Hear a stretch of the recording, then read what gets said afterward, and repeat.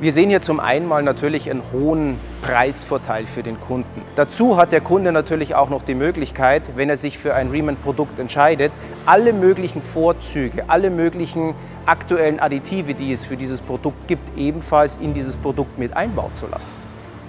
Also das ist natürlich ein ganz spannendes Umfeld, das Thema Upgrades und Updates, weil wenn ich zu einem Drittanbieter gehe, der in der Regel hat nicht die Fähigkeit wie wir, dass wir diese Upgrades auch machen können. Also erstmal sind wir der Originalhersteller. Das heißt, wir haben ein riesengroßes Backbone von R&D und Application Engineering Know-how. Ein Drittanbieter hat diese Fähigkeit in der Regel nicht.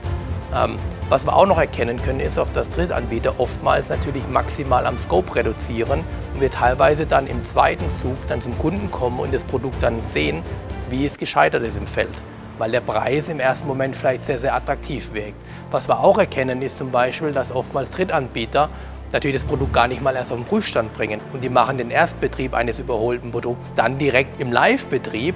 Und da habe ich natürlich auch wieder ein Sicherheitsrisiko, ich habe ein Emissionsrisiko, ich habe vielleicht auch ein Effizienzrisiko. Und all diese Dinge, die stellen wir sicher bei der Grundüberholung und dann vor allem auch im Prüfstand, dass wir das treffen, was wir auch committed haben in den ursprünglichen Offering, wo wir das neue Produkt verkauft haben.